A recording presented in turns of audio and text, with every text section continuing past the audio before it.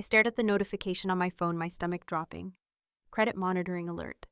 A new loan had been approved under my name, $150,000, Silvergate Financial. I sat frozen at my desk in the FBI field office, the hum of conversations and clicking keyboards fading into white noise around me. My hand trembled slightly as I set the phone down on the polished desk surface. This could not be happening. Not to me. Not by someone I trusted.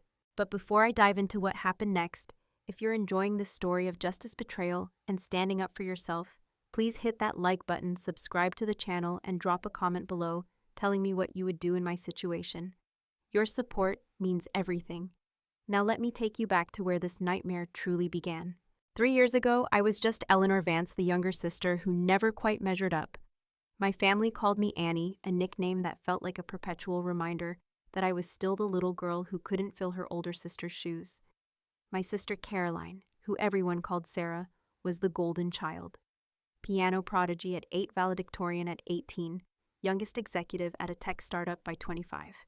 She sparkled. She commanded rooms. She made 6 figures look effortless while I was grinding away at government pay grade levels. Growing up meant living in Sarah's shadow. Our parents, Richard and Elaine Vance, were old money Virginia. My father was a corporate attorney. My mother came from plantation wealth. They valued achievement, appearance, and social standing above all else. And Sarah delivered on all 3 counts while I was the afterthought, the insurance baby born 4 years later when they thought they couldn't have more children. The pattern started early. Sarah got private piano lessons with a Juilliard-trained instructor. I got group lessons at the YMCA. When Sarah showed talent, they bought her a Steinway grand piano. When I asked about violin, my father said we had already invested enough in music. Sarah got designer clothes.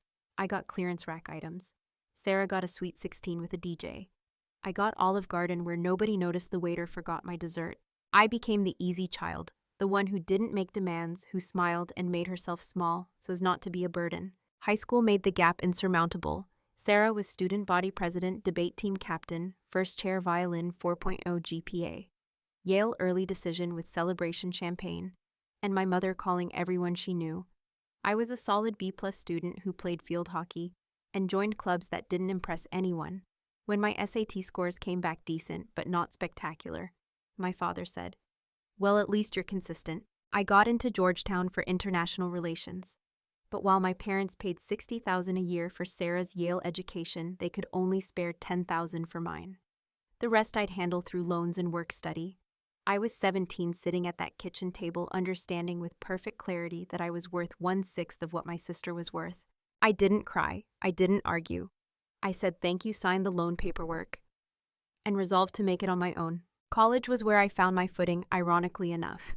Away from the constant comparison to Sarah, I discovered I was actually quite good at things. I excelled in my economics and political science courses. I discovered a talent for data analysis and pattern recognition. I joined the mock trial team and found I was excellent at building cases, at seeing how pieces of evidence fit together to tell a story. I was recruited by the FBI during my senior year. A guest lecturer from the Bureau's Financial Crimes Division spoke to my forensic accounting class, and afterward she pulled me aside. She had reviewed my case study on the Enron scandal, the one I had written for my capstone project, and she said I had exactly the kind of analytical mind they were looking for. I went through the application process, the background checks, the interviews, the physical fitness tests. And on a warm May afternoon, 3 weeks after graduation, I got the call. I had been accepted into the FBI training program at Quantico. I called my parents from my dorm room, barely able to contain my excitement. This was it. This was my chance to show them I was capable of something significant, something impressive. My mother answered on the 3rd ring. "That's wonderful, sweetie. Your father and I are so proud. But listen, I can't talk long. We are at Sarah's graduation dinner at Le Bernardin. You know how hard it is to get reservations there. I will call you back tomorrow, okay?" She hung up before I could respond. Sarah graduated summa cum laude from Yale. My parents flew to New Haven for the ceremony, stayed at the New Haven Hotel, attended the formal graduation dinner, and spent the weekend celebrating. They posted photos on Facebook, my mother beaming in a designer suit, my father shaking hands with the Yale president. I graduated cum laude from Georgetown. My parents sent flowers to my apartment with a card that said, "Congratulations, we are thinking of you." They did not attend the ceremony. They said it conflicted with a golf tournament at the club that my father had been planning to participate in for months. I told myself it did not matter. I told myself I was used to it. I told myself that I was building a life that did not require their approval. But it did matter. God, it mattered so much. I joined the FBI and discovered I was very, very good at my job. I started in the Economic Crimes Unit, analyzing financial documents, tracking money laundering schemes, building cases against white-collar criminals who thought they were too smart to get caught. I had a gift for seeing patterns that others missed, for following paper trails that seemed to lead nowhere but actually led everywhere. My first major case was a real estate fraud ring operating out of Miami. The main suspect had created a network of shell companies to flip properties using fake appraisals and fraudulent loans. He had stolen $17 million over 5 years, and nobody had caught on because he kept each individual transaction small enough to avoid triggering automatic reviews. I spent 8 months building that case. I created spreadsheets that mapped every transaction, every wire transfer, every property deed. I found the connections between companies that seemed unrelated. I traced the money through 3 countries and 14 banks. And when I finally presented my findings to the prosecuting attorney, she looked at me with something like awe and said, "This is some of the most thorough financial investigation work I have ever seen." We got a conviction, 15 years in federal prison, full restitution to the victims, and I got a commendation from the assistant director. I called my parents to tell them about the commendation. My mother said that was nice, dear, and then spent 20 minutes telling me about Sarah's promotion to vice president at her tech company. Sarah was making $200,000 a year now. Sarah was being featured in an industry magazine. Sarah was dating a lawyer who worked at a top firm. I was making $68,000 a year and living in a studio apartment in Alexandria with a Murphy bed and a kitchenette the size of a closet. But I was making a difference. I was putting criminals in prison. I was protecting people who could not protect themselves.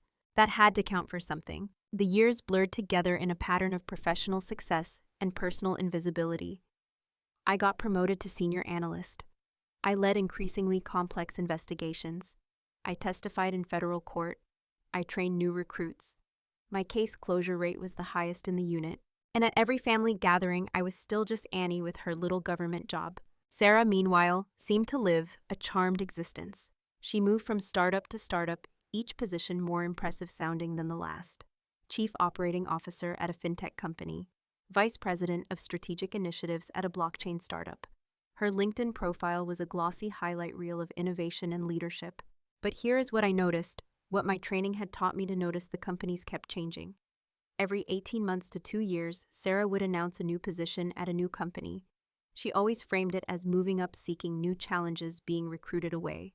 But 18 to 24 months was also the typical vesting period for startup equity. It was the point at which employment contracts became more difficult to exit without penalty. I did not say anything. It was not my business. Sarah was ambitious. Maybe she really was just chasing bigger opportunities. But then I noticed something else. The lifestyle creep was outpacing even her impressive salary claims. A BMW became a Mercedes, became a Porsche. Chanel bags became Hermes, became Birkin. Designer clothes became couture, became custom-made. She posted Instagram stories from Michelin-starred restaurants, from weekend trips to Napa, from spa days at exclusive resorts that cost more than my monthly rent. I did the math in my head the way I always did. Even at $200,000 a year, even with equity that might or might not be liquid, the lifestyle Sarah was displaying should have been beyond her means. Not impossible, but stretched. Yet she never seemed stressed about money. She never mentioned budgeting or saving. She spent like someone who had unlimited resources. I told myself I was being paranoid. Maybe she had made some smart investments. Maybe her boyfriends were wealthy. Maybe she had family money I did not know about, though that seemed unlikely since we shared the same family, and I certainly had no secret trust fund. 2 weeks before I got that credit alert, we had one of those mandatory family dinners that happened every few months. My mother insisted on them clinging to the fiction that we were a close-knit family. These dinners were always held at my parents' house in McLean, the same house I had grown up in, the same house where every room held memories of being overlooked. Sarah arrived 47 minutes late. I had been watching the clock, making small talk with my parents in the living room, listening to my father talk about his golf game, and my mother discuss the charity gala she was planning. When Sarah finally swept through the door, everything shifted. The energy in the room reorganized itself around her the way planets orbit a star. She was driving a Porsche 911 Turbo S Arctic White with black leather interior. I knew because I had looked up the exact model after seeing her Instagram post the week before. Base price $200,000. With the options, she had probably closer to $230,000. She was wearing a camel-colored Max Mara coat that retailed for $4,000. I knew because my mother had pointed out the exact same coat in a magazine the previous Christmas and said it was beautiful but absurdly expensive. Sarah was carrying a Hermes Birkin bag in a soft caramel leather. Depending on the size and leather type, anywhere from $15,000 to $40,000. The waitlist for a Birkin was typically several years. You could not just walk into a store and buy one. You had to establish a purchase history with Hermes, build a relationship with a sales associate, prove you were the kind of customer worthy of a Birkin. My mother practically glowed when she saw the bag. She reached out to touch it, asking about the leather quality, the wait time, whether Sarah had gotten it in Paris or New York. My father wanted to see the Porsche to hear about the engine specifications, the acceleration, the handling. I sat on the couch in my 3-year-old Blazer from Banana Republic and my sensible flats from DSW and watched my family orbit around Sarah's gravitational pull. Dinner was served in the formal dining room, the one with the crystal chandelier and the antique table that had belonged to my mother's grandmother. My mother had made her signature pot roast, the one with the pearl onions and the red wine reduction that took 6 hours to prepare. She only made it for special occasions. Sarah held court. She talked about her latest business venture, some kind of cryptocurrency investment fund that was apparently going to revolutionize decentralized finance. She name-dropped venture capitalists and tech CEOs.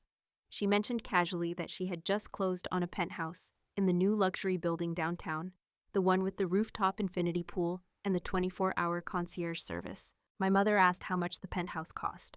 Sarah smiled that mysterious smile and said, "Well, it was an investment property, but the units in that building were going for $1.2 to $1.8 million, depending on the floor and the view." My father whistled low and raised his wine glass in a toast. To success, to taking risks, to my brilliant daughter who has exceeded every expectation. I noticed he said daughter singular, as if there was only one daughter at that table worth toasting. Sarah turned to me then, as if suddenly remembering I existed. "And how about you, Annie, still pushing papers around at the bureau?" I smiled the smile I had perfected over 30 years of practice. The smile that said everything was fine. I was not hurt. I did not mind being dismissed. Still tracking financial crimes. It keeps me busy. Sarah laughed, a bright tinkling sound that made everyone else at the table smile. "I'm sure it does. God, I could never do that kind of work. So detail-oriented, so methodical. Don't you ever want to do something exciting? Take a risk. Live a little." My mother jumped in, her voice gentle in that way that was somehow worse than being harsh. "Ellie likes stability, don't you, sweetheart? There's nothing wrong with a safe career. Not everyone needs to be an entrepreneur." The implication hung in the air, unspoken but clear. Not everyone is capable of being an entrepreneur. Not everyone has what Sarah has. Not everyone can be exceptional. I pushed risotto around my plate and said nothing. Later, after dessert, while my mother was making coffee and my father was showing Sarah something on his iPad, I excused myself to use the bathroom. I walked past my childhood bedroom, now converted into my mother's craft room, and stopped in front of Sarah's old room. It was preserved like a shrine. Her debate trophies on the shelves, her Yale diploma framed on the wall, photos from her various successes covering the bulletin board. It was a museum dedicated to the perfect daughter, the one who had done everything right. I looked in the mirror in the hallway bathroom at my own reflection. Plain brown hair cut in a sensible bob. Minimal makeup, off-the-rack clothes, the invisible daughter, the disappointing one. The one whose FBI commendations were not displayed anywhere in this house. I went home that night to my small apartment, lay in my Murphy bed, and stared at the ceiling. Something was bothering me about Sarah's penthouse purchase. Something about the timeline, the casual way she had mentioned it, the lack of any discussion about mortgages or financing. I opened my laptop, pulled up the county property records database, and searched for recent sales in that luxury building. It was public information accessible to anyone who knew where to look. There it was, a penthouse unit purchased 1 week ago for $1.4 million. Buyer Caroline Vance. Down payment $140,000. Cash. $140,000 in cash. That was a substantial amount of liquid money to have sitting around.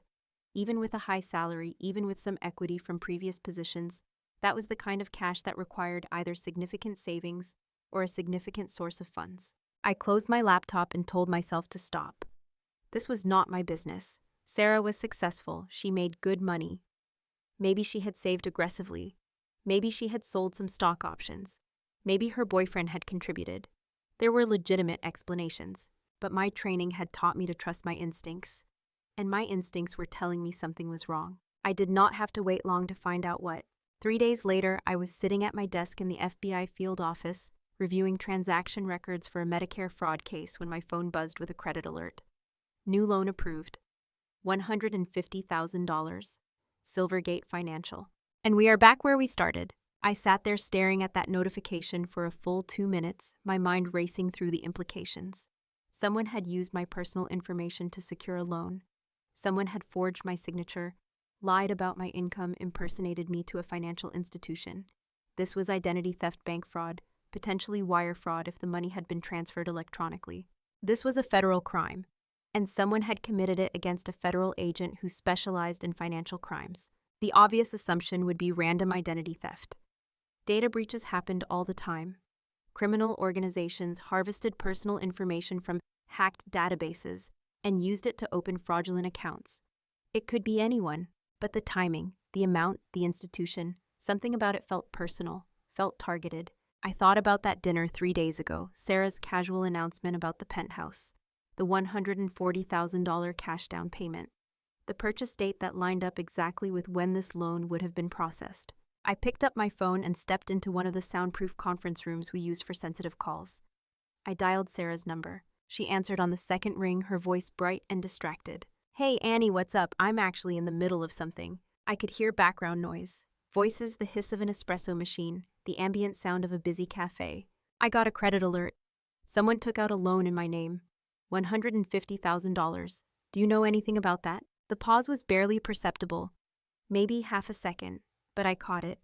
I had interviewed enough suspects to recognize the momentary hesitation of someone caught off guard. What? No, why would I know anything about that? Her voice had changed. Still light, still casual, but with an edge of defensiveness underneath. I'm just calling everyone who has access to my personal information, making sure there hasn't been a breach or anything. Annie, that's crazy. I didn't steal your identity. Jesus, what kind of question is that? I didn't say anything about stealing my identity. I asked if you knew anything about a loan. Another pause, longer this time. You think I did this. You actually think I would steal from you. I'm not accusing you of anything, Sarah. I'm just trying to figure out what happened. If it wasn't you, then I need to report this to the credit bureaus and file a police report. Do what you need to do, but I can't believe you would think I'm capable of something like that. After everything our family has been through, after all the times I've tried to include you in my success. This is how you repay me, by accusing me of fraud. She hung up. I stood there in the conference room, phone still pressed to my ear, listening to the dial tone. That conversation had confirmed everything I needed to know. Sarah was lying. I had not asked her where she was. I had not mentioned specifics about the loan, but her reaction had been immediate, defensive, and aggressive. She had tried to flip the script to make me the bad guy for asking a simple question, and she had made a critical error. She had said I accused her of stealing from me, but I had never used the word steal. I had asked if she knew anything about the loan.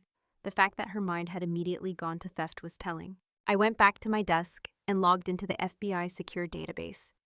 I created a new case file, subject classification identity theft. And then I did something I had never done before. I made myself the victim in my own investigation. I pulled my credit report, the comprehensive version that showed every detail of my financial history. And there it was, the loan from Silvergate Financial approved 3 days ago. Application submitted 6 days ago. Right in the window when Sarah would have needed the money for her penthouse down payment. I requested the full loan application documents from Silvergate, using my credentials to expedite the process. Within 2 hours, I had scanned copies in my secure inbox. The signature was amateur, a crude approximation of my handwriting, the letters too large, the spacing inconsistent. The income listed was $260,000 annually. I made $78,000. The employment information listed me as a senior financial analyst at Dominion Technologies, a company I had never heard of. But here was the interesting part. The application had been submitted online, but the identity verification had been done in person at a Silvergate branch in Georgetown. Someone had walked into a bank, presented what appeared to be my driver's license, and completed the verification process. I pulled the security footage from that branch again using my credentials. The video quality was excellent. And there, clear as day, was my sister, walking into the bank, sitting down with a loan officer, presenting documents, signing paperwork, smiling and laughing as if she were just completing a routine financial transaction. She had not even bothered to disguise herself. She had walked in as herself using my identity and apparently felt confident enough in her performance that she did not think anyone would question it. The arrogance of it was breathtaking. The stupidity was almost impressive. I saved everything: the video footage, the forged documents, the credit report, the bank records. I created a timeline cross-referencing the loan approval with the penthouse purchase. I pulled Sarah's social media posts, archiving them before she could delete them. There, posted 2 days after the penthouse purchase, was a photo of her holding champagne in front of floor-to-ceiling windows with a view of the city skyline. Caption: New beginnings in my dream home. Feeling blessed and grateful for all the opportunities that have come my way. I sat back in my chair and looked at the evidence I had compiled in the span of 4 hours. I had enough to prove identity theft, bank fraud, and potentially wire fraud. I had video evidence. I had documentary evidence. I had a clear motive and a clear timeline. But I did not do anything, not yet.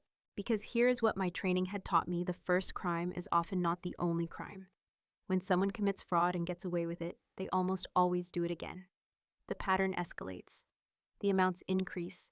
The risks become greater. If Sarah had done this to me, if she had felt comfortable enough to walk into a bank and impersonate her own sister, who worked for the FBI, then this was probably not her first fraud. And it definitely would not be her last. I wanted to catch her for everything. I wanted a case so airtight, so comprehensive, that there would be no possibility of a plea deal, no chance of reduced charges, no way for a slick lawyer to get her off with a slap on the wrist. So I waited, I watched, I documented.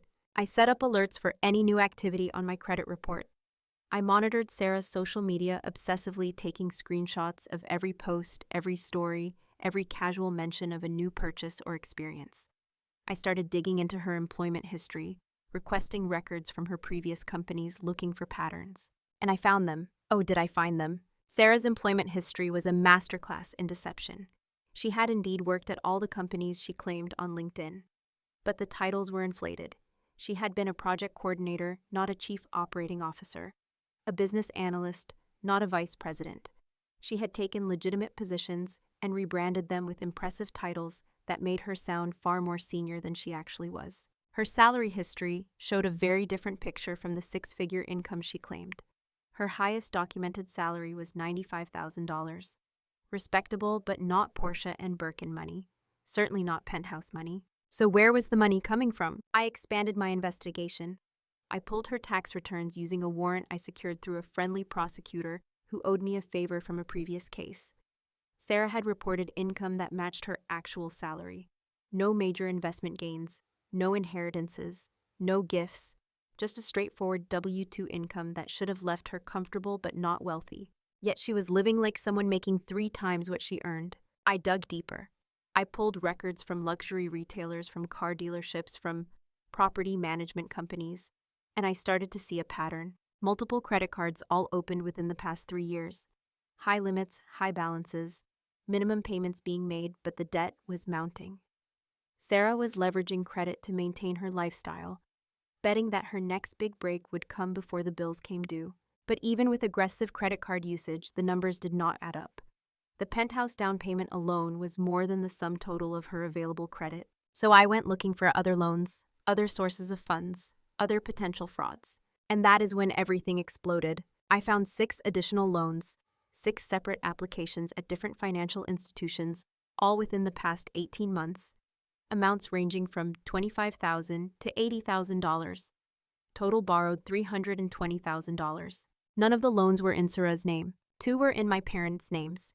Richard and Elaine Vance, respectable retirees, with excellent credit and no idea their identities had been stolen by their own daughter. 1 was in the name of Marcus Chen, Sarah's current boyfriend, the investment banker with the Princeton degree, who probably had no idea his girlfriend had taken out a $50,000 personal loan in his name. 1 was in the name of Jennifer Hartwell, Sarah's former college roommate.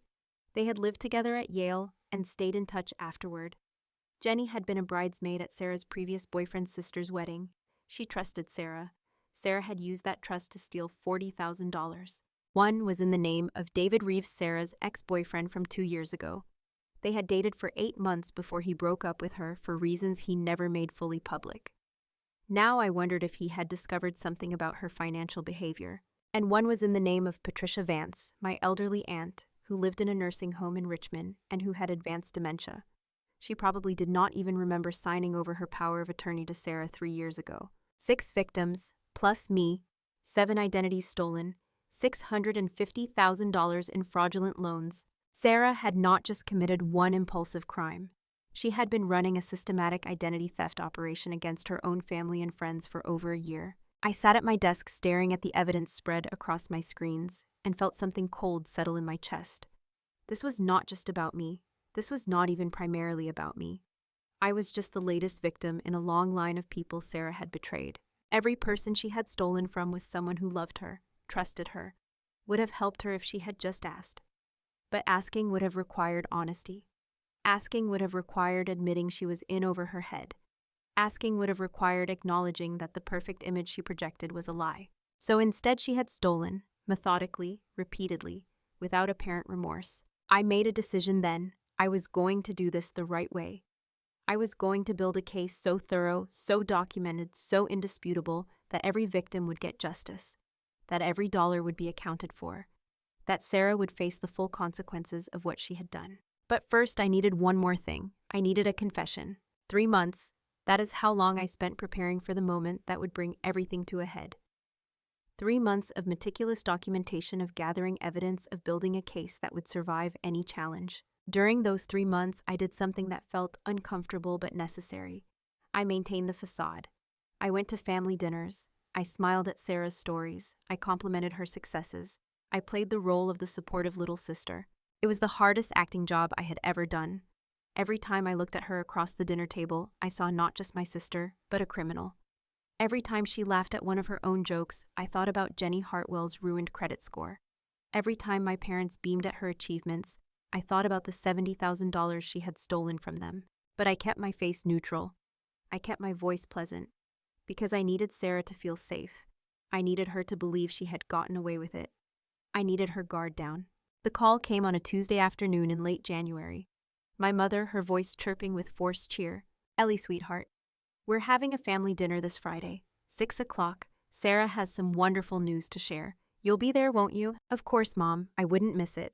"Wonderful. And dear, maybe wear something a bit more festive. It's a special occasion." I hung up and immediately called the prosecutor I had been working with.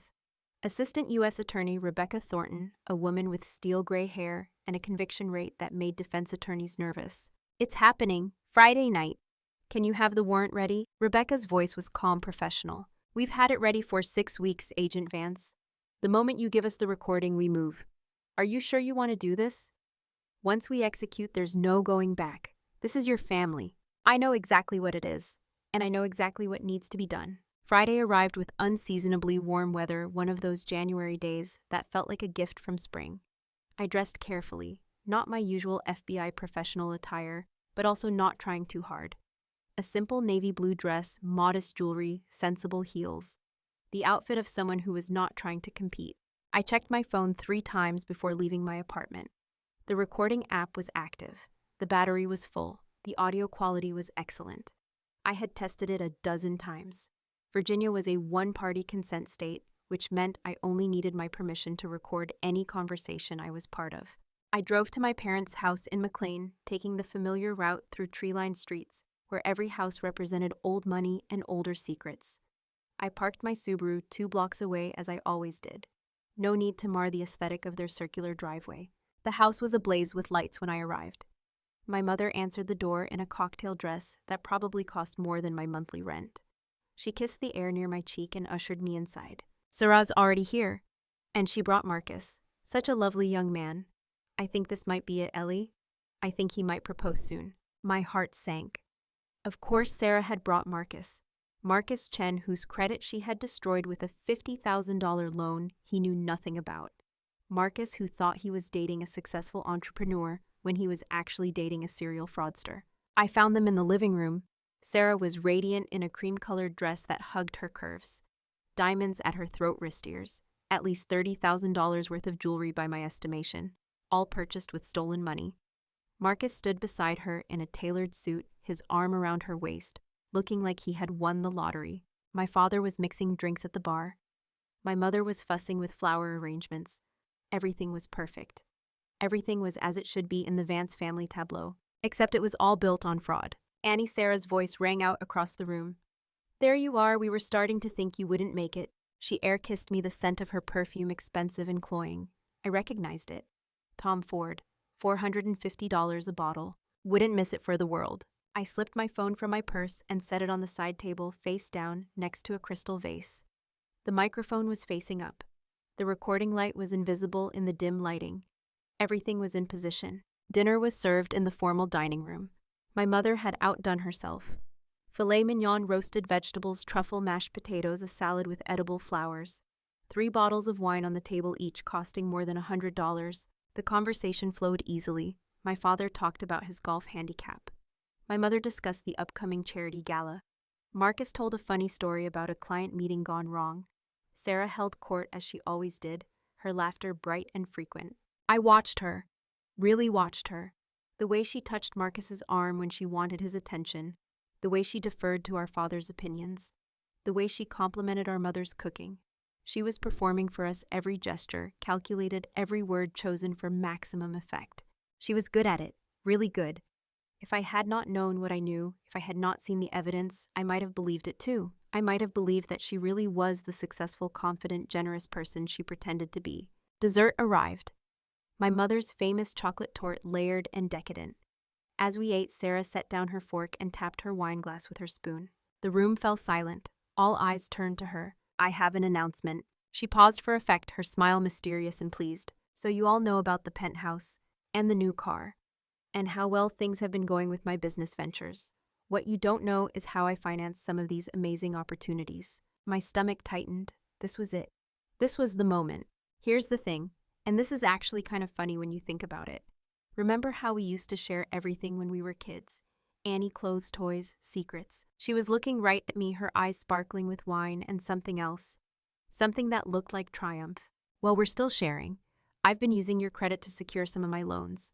Your credit score is perfect. Mine's a bit complicated from some business investments, so I figured why not. The room went absolutely silent. I could hear the grandfather clock ticking in the hallway. I could hear my mother's sharp intake of breath. I could hear my father's fork clattering against his plate. You used Annie's credit. My mother's voice was high-strained. Sarah waved her hand dismissively, laughing. Oh, don't make it sound so dramatic, Mom. It's not like it's hurting her.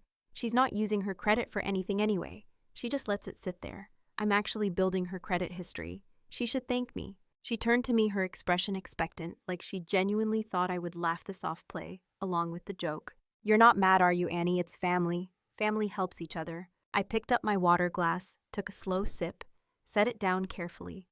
When I spoke, my voice was calm, level, almost conversational. What you're describing is bank fraud, Sarah. Using someone else's identity to obtain credit is a federal crime. Sarah laughed again, but this time it sounded forced. Oh, come on, don't be so uptight. It's just paperwork. Nobody's getting hurt. And I'm making all the payments. Are you? I've been monitoring my credit report. The loan you took out in my name has only had minimum payments. You're accruing interest at 12.9% annually. At this rate, that $150,000 loan will cost me over $200,000 by the time it's paid off, assuming it ever gets paid off. Sarah's smile faltered. Marcus was looking between us, confused and increasingly uncomfortable. How do you know about the interest rate? Because I work for this FBI's Financial Crimes Unit. Investigating fraud is literally my job. You really think I wouldn't notice when someone took out a massive loan in my name? The temperature in the room seemed to drop 10 degrees. My father cleared his throat. Now, Anna, I'm sure this is all just a misunderstanding. Caroline wouldn't intentionally commit fraud. She's ambitious, yes, but she's not a criminal. I turned to look at him, this man who had spent my entire life making excuses for Sarah's behavior. She forged my signature. She lied about my income. She presented false documentation to a financial institution. She used the proceeds to purchase real estate. That's not ambition, Dad.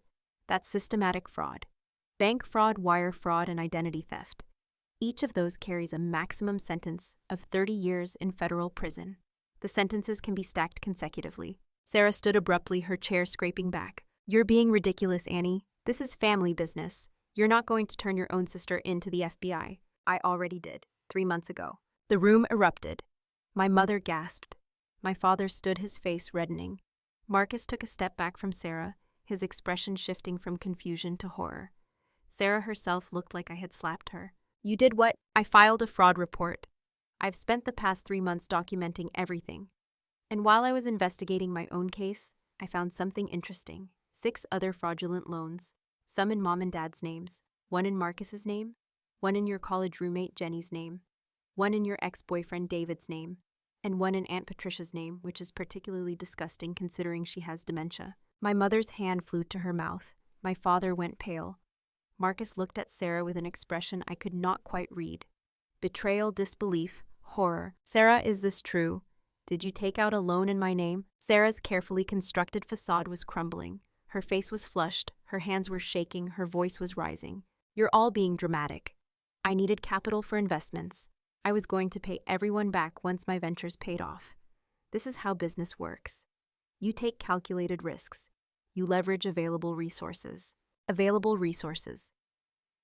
I stood, keeping my voice level despite the rage building in my chest. "You mean people who loved you, people who trusted you. You didn't ask for help, Sarah. You stole. You forged documents. You committed fraud against your own family." I walked to the side table and picked up my phone. The recording had captured everything: Sarah's admission, her justification, her complete lack of remorse. "The FBI has been building a case. The U.S. Attorney's Office has been reviewing evidence. And about 10 minutes ago, while you were telling us all how clever you've been, they finalized an arrest warrant." As if on cue, the doorbell rang. Long, official-sounding chimes that echoed through the house. My mother moved as if in a dream, walking to the door, opening it. 2 FBI agents stood on the doorstep, shields out, their faces professionally neutral. "We're looking for Caroline Vance. We have a warrant for her arrest." Everything after that happened very quickly and very slowly at the same time. The agents read Sarah her rights. She was screaming, crying, insisting this was a mistake, a misunderstanding, a family matter that had gotten blown out of proportion. My mother was sobbing. My father was on his phone, probably calling their lawyer. Marcus had backed away into a corner, his face ashen. And I stood in the center of the formal dining room, watching the woman who had tormented me my entire life get led away in handcuffs. One of the agents paused as they were leaving, looked back at me. "Agent Vance, we'll need you to come in tomorrow to give a formal statement." "I'll be there." The door closed behind them. The house was suddenly silent except for my mother's muffled sobs. I picked up my purse, straightened my dress, and walked to the door. "Ellie, wait." My father's voice rough with emotion. I had never heard from him before. "You can't just leave. We need to figure out what to do. We need to help Caroline." I turned to look at him. "I did help. I helped all of her victims, including you and Mom. The FBI will be in touch about restitution. You'll need to file fraud reports for the loans taken out in your names. It's a fairly straightforward process. I can email you the forms." My mother looked up at me, her carefully applied makeup smudged with tears. "How could you do this? She's your sister, and I'm your daughter."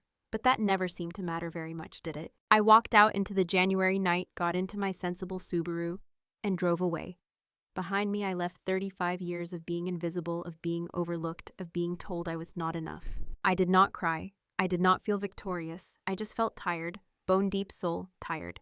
But I had done the right thing, and for the first time in my life, that felt like enough. The next morning, I reported to the FBI field office at 7 a.m. I spent 3 hours giving my formal statement to the investigative team that had taken over the case. They had moved quickly. Sarah was being held without bail, considered a flight risk, given the offshore accounts they had discovered. The lead investigator, a veteran agent named Tom Brennan, shook my head when we finished. "This is going to be one of the cleanest fraud cases I've ever prosecuted. Your documentation is flawless." I just did my job. He studied me for a moment. "It's not easy taking down family. A lot of agents would have looked the other way, rationalized it. You didn't. She victimized 7 people. She stole $650,000. The fact that she's my sister doesn't change what she did." Over the next few weeks, the case expanded. The FBI executed search warrants on Sarah's penthouse, her storage unit, her office. They found boxes of documents, fake IDs, forged signatures. evidence of even more fraudulent activity than I had uncovered.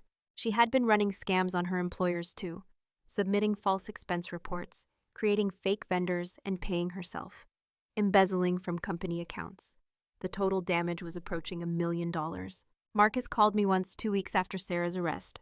His voice was hollow. "I just wanted to say thank you. If you hadn't caught her, she would have destroyed me. I was about to propose. I was going to combine our finances. I found out yesterday that she had also maxed out 3 credit cards in my name that I didn't know existed. I'm sorry, Marcus. I know you cared about her. I thought I did. But I don't think I ever really knew her. None of us did." He was right. We had all loved an illusion. The person Sarah pretended to be bore almost no resemblance to who she actually was. The trial was scheduled for early June. The prosecution had so much evidence that Sarah's lawyer tried desperately to negotiate a plea deal. But the U.S. Attorney's Office was not interested in deals. This was a federal case against a serial fraudster who had preyed on vulnerable people, including elderly family members with dementia. They wanted to send a message. I attended every day of the trial. I sat in the back row of the courtroom watching the evidence presented. Bank records, property documents, video footage of Sarah walking into banks and presenting fake IDs, testimony from victims, Jenny Hartwell crying as she described discovering her credit was ruined, David Reeves angry and betrayed, Marcus Chen still looking shell-shocked. My parents did not attend. They had hired their own lawyer to distance themselves from Sarah's crimes. They were victims too, but they were also embarrassed. The scandal had rocked their social circle. The country club, the charity boards my mother sat on. Everyone knew that Richard and Elaine Vance's golden daughter was a criminal. Sarah took the stand in her own defense. It was a disaster. Her lawyer tried to paint her as someone who had made mistakes, who had gotten in over her head, who deserved a second chance. But under cross-examination, the prosecutor eviscerated her. Sarah tried to maintain her composure, but as the questions became more pointed, more specific, her mask slipped. She became defensive, angry, entitled. The jury saw it. I saw them watching her, their expressions hardening. When the prosecutor asked if she felt any remorse for what she had done to her victims, Sarah actually rolled her eyes. I was going to pay them back. They're making such a big deal out of what was essentially a short-term loan. Even from your elderly aunt with dementia. Sarah hesitated, realizing too late that she had walked into a trap. That's different. That money was just sitting there. She wasn't using it. Because she's in a nursing home with advanced Alzheimer's disease. She doesn't even remember who you are anymore. But you took her life savings anyway. The courtroom was silent. Even Sarah's lawyer looked like he wanted to sink through the floor. The jury deliberated for less than 4 hours. Guilty on all counts. 15 counts of bank fraud. 7 counts of wire fraud. 7 counts of identity theft. 3 counts of embezzlement. 2 counts of obstruction of justice for trying to move money offshore. The sentencing hearing happened 2 weeks later.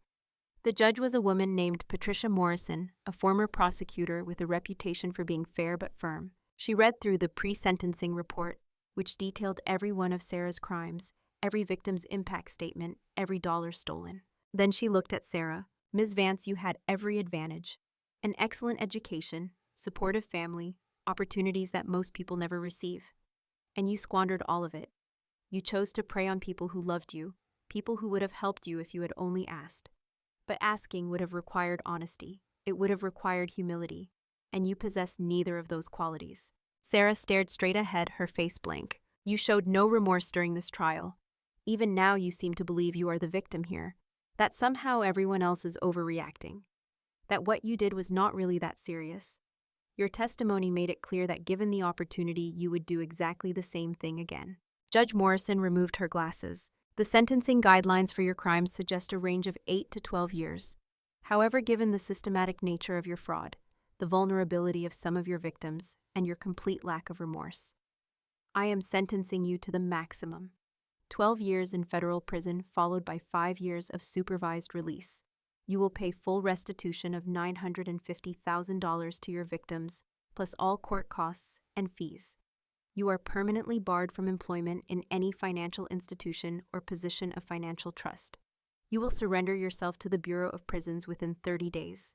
The gavel fell with a sharp crack that echoed through the courtroom. Sarah turned in her seat, scanning the room until her eyes found mine. For just a moment, the mask dropped completely. I saw raw fury, hatred, the promise of revenge if she ever got the chance. I held her gaze until the marshals led her away. Outside the courthouse, reporters swarmed. The case had attracted media attention. Federal agent's sister sentenced for massive fraud ring. The story had everything family drama betrayal justice served. I declined all interview requests. This was not about me. This was about the 7 people whose lives Sarah had tried to destroy. I drove back to my office, completed my paperwork, and went home to my small apartment. I made myself dinner. I watched a documentary. I went to bed early. It should have felt like more. The end of a major case. The conviction of a serial fraudster. Justice served after months of meticulous work. But mostly it just felt sad. Sad that my sister had chosen this path. Sad that my family had enabled her for so long. Sad that it had taken something this catastrophic to finally break the pattern. 2 months after Sarah's sentencing, I got a call from Assistant Director Davies. Agent Vance, my office, 9 a.m. tomorrow. I spent the evening wondering if I was in trouble. If somehow my actions had been deemed inappropriate. If having my sister convicted of federal fraud was going to damage my career. I arrived at Davies' office at 8:55 a.m. Her assistant showed me in immediately. Davies was sitting behind her desk reading a thick file. She looked up when I entered, gestured for me to sit. I've been reviewing your work on the Vance case, and your entire case history with the Bureau. Your conviction rate is 93%. Your recovery rate for stolen assets is the highest in the Financial Crimes Division. Your case documentation is used as training material for new agents. I sat silently, unsure where this was going. The Attorney General's office has authorized the creation of a new national task force focused specifically on identity theft and financial fraud. These crimes are exploding, and we need specialists who can track complex money trails, who understand digital fraud, who can build cases that will hold up in federal court. She slid a folder across her desk to me. They want you to lead it. Supervisory Special Agent, Team of 15, National Jurisdiction, direct reporting line to Washington. It's a significant promotion and a significant responsibility. I opened the folder. Inside was an official letter of offer, complete with salary increase benefits, package, and the seal of the Department of Justice. I would be honored, Director. She smiled, the first real smile I had seen from her. You've earned it, Agent Vance. Not many people could have handled what you went through with the integrity you displayed. You put justice ahead of family loyalty. That takes real courage. Or maybe it just takes finally realizing that justice is the only loyalty that matters. I left her office with the folder under my arm and a strange lightness in my chest. For 35 years, I had been trying to prove I was worth something to my family. And I had finally succeeded by proving I was worth something to myself. 3 weeks later, I moved into a larger apartment in Arlington. 2 bedrooms, updated kitchen, walking distance to my new office. I hung my FBI credentials and my promotion certificate on the wall. I set up a home office with a proper desk and ergonomic chair. I was building a life that belonged entirely to me.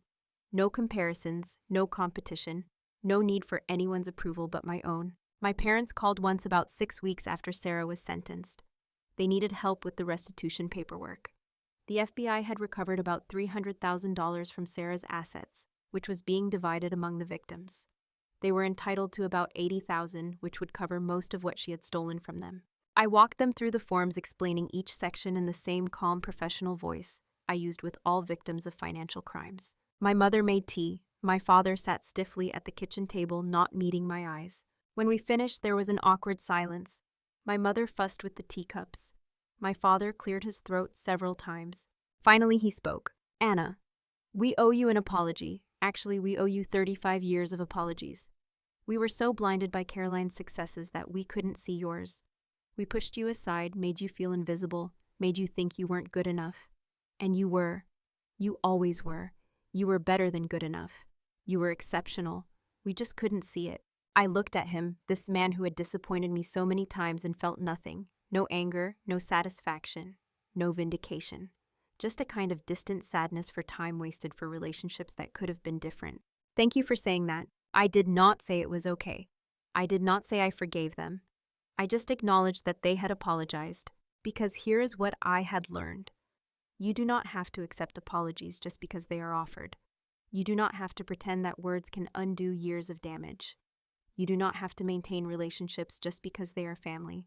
I gathered my things and stood to leave. My mother walked me to the door. Will you come to dinner next month for your father's birthday? I'll think about it. I did not go to that dinner, or the one after that, or any of the family gatherings for the next year. I was too busy building my task force, training my team, pursuing cases that mattered. I was traveling to field offices around the country, testifying before Congress about the growing threat of identity theft, writing policy recommendations for financial industry regulations. I was doing exactly what Sarah had always accused me of doing, pushing papers, following rules, being boring and methodical and careful, and I was making a real difference. My task force recovered $30 million in stolen assets in the first year. We dismantled 3 major fraud rings. We sent 47 criminals to federal prison. We helped hundreds of victims rebuild their lives and their credit.